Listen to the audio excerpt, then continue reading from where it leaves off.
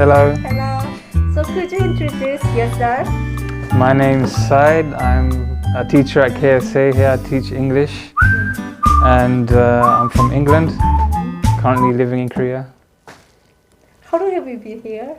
KSA? In KSA since 2017. Yeah. How about Korea? Korea's good. I like Korea. Mm-hmm. It's nice. I like being in Busan because I really love the beach and we have the mountain right next to the house. We're from the same area, we're from the same hood, Dangamdong. Yeah, so I'm enjoying it here. Also, I'm wondering about your jiu-jitsu. I heard about you are very famous. You are expert in jiu-jitsu, right? I wouldn't say an expert. It takes a long time to become an expert in jiu-jitsu, but it is my hobby. So when did you start? I can't remember exactly when I started. Maybe 2014, around there. But sometimes I stopped because of work or because of injury. So I think altogether I've been doing it for a little over 6 years. Syed, do you have any question to him? Before you start the class, you played some songs, Uh-huh. song, and truly, I really like your songs that you played. So, what kind of songs do you like? I like a lot of music. I really love music. So in the morning when I wake up, I always play music. If whenever I'm at home, if I'm not reading or anything, I always have music on. And I think that probably comes from my family and my background. I have my parents are both from different places. Like my mum's Spanish and my father's Kenyan Pakistani. And my mum's side of the family, they listen to certain types of music, and my father's side of the family, they listen to certain types of music. And I think that's what got me interested in music. So ever since a young age, I was always listening to music. My dad had a lot of records that he used to play. And I'd say my taste in music is eclectic, which means I have a taste in a wide range, variety of music, yeah. I don't really like pop music though. Really? Yeah, so even English pop or Korean pop, I don't like that kind of music. But there's a lot of Korean music that I do like as well, yeah. So what is your favorite Korean music? At the moment, I like this band that nobody really knows, and they haven't got that much music. They're called CHS. CHS? Yeah. I never heard of that. No, but they play kind of like really relaxed music. It almost sounds like Hawaiian music. Yeah. They have a song called Too Much Sunshine, which I like. It's a really good song to relax to. Yeah. Later, could you link the music? Yeah. I heard about that you're enjoying riding motorcycle. Uh-huh. What's the reason of that? When I started working at KSA, there's no like a subway that's close enough to this house, to this apartment. And the bus system's good, but I thought it'd be convenient to have a motorcycle, not just to commute and to get around Busan, but also to see Korea. And so, because before that, my whole view of Korea was whatever I could see from the bus window or from the subway stops, you know. And once I got that motorcycle, I traveled around a lot. I went to Muju, for example, and got to see a lot of the countryside, which is really amazing. Yeah, and I think people say that Busan drivers are the worst drivers. I don't agree. You don't agree? No, I've been to other places where the drivers are much worse. And I think maybe it was true 10 years ago, I think, but I think in all countries you see the driving standards improve, and I think Busan and Korea in general has improved a lot. And actually I think it's safer to ride a motorcycle here than it is in England, because there are a lot more motorcycles on the road, so people are more aware of there being motorcycles on the road, and for that reason I think it's a little bit safer here. Yeah. Any other question? I tell you the great, good restaurant Gardena, but Ah, yeah. you already know it.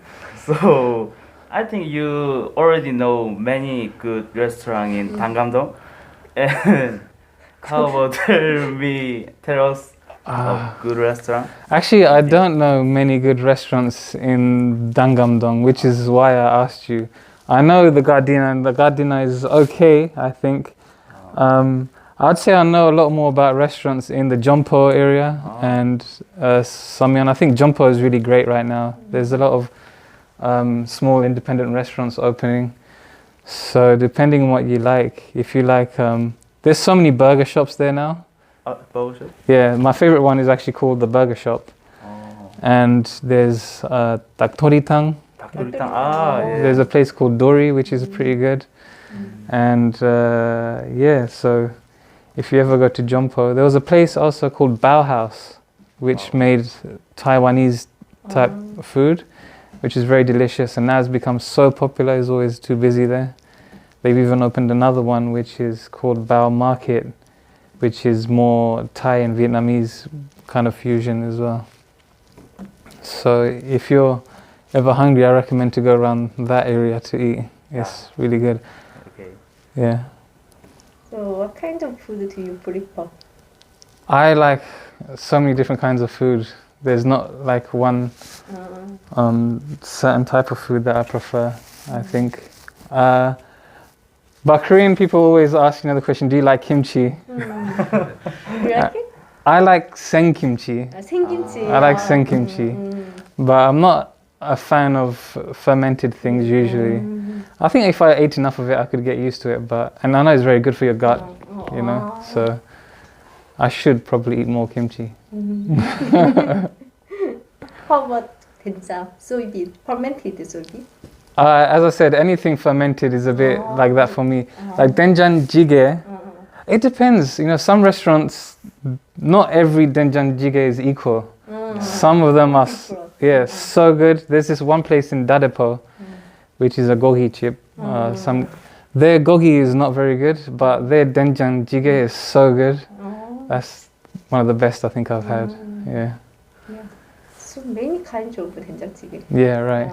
Yeah. Depending on the raw materials. Yeah. Sometimes they add some meat. Yeah. Sometimes they add some seafood. Yeah. Right. For different taste. Yeah. Mr. Chongwon, do you have a question? Second grade students are going to go to England, and so can you recommend England food? To food in England, I always say that I was lucky because even though I was raised in England, both of my parents were not English. So I got to grow up eating delicious food. And a lot of English people would probably, berate me for saying that. But I think a lot of traditional English food is quite bland, right? However, I would say that I think English cakes are the best. Yeah, I think England make very, very good cakes. And there's a lot of restaurants because it's such an international, especially London is such a melting pot of different cultures that you can find restaurants from all over the world and try different foods that are really delicious. I don't know what you'll get to taste because I think you for the most part will be, if you go, or the Korean students who do go, will be in Cambourne, right? So I've never been there. I don't know what that place has to offer, and I'm sure that they'll have something delicious for students to try. But yeah, in terms of culture, I think, what can I say about culture? Can you ask me a more specific question about culture? How about dinner manner? Do you know what's funny? Like normally you're supposed to eat with your fork in your right hand. Sorry, your fork in your left hand and your knife in your right hand. But I always prefer to eat with my fork in my right hand and my knife in my left hand. And my mum used to hate it. But I used to be like, I don't care. This is how I eat. This is how I want to eat. It's not a big deal. And she said to me, what if you're eating with the queen? And I'd be like, I don't care what the queen says. Like, you know, this is how I want to eat. So, yeah, generally, like, lunch is usually a smaller meal and dinner is a big meal. You have the traditional English breakfast, which is a fry-up. Oh, Have you ever heard of that? or bacon and egg fries. Bacon and egg, yeah, and sausage or beans and things like that, right? And then Syed. Okay. I wonder how about you and other relationship with you and other English foreign teachers? Yeah, I think we get on well. I'm the only one from Europe, the only English one. We have one from Canada and then 3 from the United States. And I think we all get on pretty well. We have a good team now in the English department, and we all can communicate with each other and say what's on our mind. And yeah, I think that is a good thing for the people who work here and the students and KSA. Yeah. Sometimes during weekend, you guys meet. No, we I think ever since coronavirus started, we haven't actually ever hung out at all. We have gone out a few times, but since the coronavirus, we haven't really. No. Yeah. Black glasses is Park Se-hoon, me, and gold color glasses is Jang-hoon, my twins. So could you explain about Jiu-Jitsu more? All right. So when I came to Busan, I was first living in Hyundai, and I joined Team MAD, which is a team that had several MMA fighters who were fighting in the UFC and other MMA organizations. And so I trained there for a while and met a few fighters. And we also had some few fighters come from abroad, like Alistair Overeem. So rolled with him, and also Kim Dong-hyun and the Korean Superboy and people like that. And actually, Team MAD is a good place to be, especially if you want to do stand-up fighting as well. However, when I came to this area, then I changed and I started training with Jiu-Jitsu Land, which is a more Jiu-Jitsu focused team. They don't do any real stand-up MMA or anything like that, so it's pure Jiu-Jitsu. And it's good. Jiu-Jitsu is like judo, but it doesn't end when you throw somebody. It continues until your opponent or you tap out, give up, or go to sleep. And how you put somebody to sleep is by basically choking them. And when you choke somebody, it's like you have your 2 carotid arteries here, right? So there are many different techniques.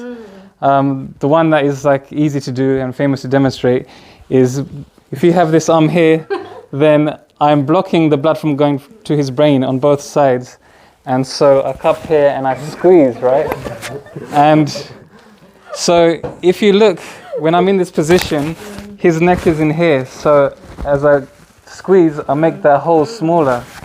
And that's how the blood stops flowing to his brain. And after about 7 seconds, he'll go to sleep if he doesn't tap out. And actually, when I first did a competition in England, this was, somebody got me in what was called a baseball bat choke, where you have a grip of the collars like that, like a baseball bat, and then you turn and the gap closes. And I can remember I was there and I was thinking, okay, he's got me in a choke, but I think I can get out of this. What if I just step over here? The next thing I knew, right, the referees were waking me up. I had gone to sleep. And at the time I was thinking, was that a dream? Was I really doing jiu-jitsu? And they woke me up and I was like, oh no, it was real. But the funny thing is that after you wake up from being choked out, you feel so good. It's weird, it's like you've had the most amazing sleep and you feel refreshed. That was the only time I got choked out. And funnily enough, I used the same choke in the next tournament on somebody else and choked them out. And I asked him, did you feel good? He goes, yeah, it feels great. So it's strange, you know, even though we're doing these things to each other, right? And then, of course, not only are there chokes, but there's all different kinds of joint locks. So, you know, when you kind of do an arm bar, you're overextending the arm, so you're putting pressure on the elbow here. You got shoulder, like every joint you can think of in the body, you can damage. So that's what jiu-jitsu is, and that's why it takes so long to master it. And even black belts, it takes a minimum of 10 years to become a black belt. And even black belts will still say to you, I'm still learning jiu-jitsu. There's still so many things I keep on finding out, because there's so many different variables. There's so many different positions and things you can do in jiu-jitsu. It's like a constant discovery over the years. Yeah. Still you joined the academy or? The jiu-jitsu academy? Yeah. Oh. Yeah. How often do you go? About 4 times a week. Wow, very often. Yeah. So every night or? Yeah, usually in the evenings I'll go. Evening Yeah. time. Sometimes in the weekend I'll go in the afternoon. Also, could you demonstrate more More jiu-jitsu? more moves. It's very fun. It's kind of difficult standing up, but for example, if I haven't got a jacket or anything, but even the wrist itself, it's so easy to manipulate the wrist here. And if somebody grabs you, for example, if someone's grabbing here, you can kind of go here and do a wrist lock here. Or if somebody's got their hand here, you can kind of turn this arm here and you have a lock here, for example. It's kind of difficult to demonstrate sitting down, but there is so much, even even when you have this, you can kind of choke using this here. So there's just so many different things, There's so many different things you can do, but as I said, it's difficult to demonstrate live while just sitting down. If maybe one day we can get some uniforms, then I could do a little demonstration. Oh, it will be very fun. Yeah. Okay. For the students, I'd say study hard, but make sure you get your sleep and your rest. And also follow your dreams, find something you like to do. And even if it's not going to be your number one goal, you can have more than one goal in your life. And don't just look so far ahead, you can set small goals as well. So have these small goals and achieve them and achieve them and achieve them, and just build you up slowly, step by step by step. And be confident as well. I always tell my students, be confident, because confidence is something, a lack of confidence is something that I suffered from for a long time. And it's also something, I hate to bring jiu-jitsu up again, but jiu-jitsu taught me a lot, because I used to go to competitions, and at the beginning I used to lose quite a lot of competitions, and it wasn't because my skill wasn't good, because in the gym I was performing very well, but when I'd go to competitions I'd lose, and it wasn't because my skill set was bad, it was because my mentality was bad. And essentially I was losing to myself, because I was telling myself all these negative things. And so just remember that confidence is something you can build, and you shouldn't wait for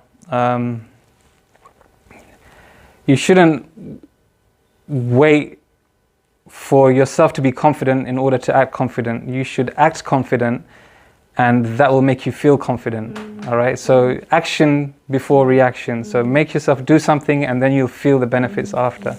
Okay, just tell yourself positive things all the time, and you can do it. Okay, thank you. You're welcome. Bye. Bye-bye.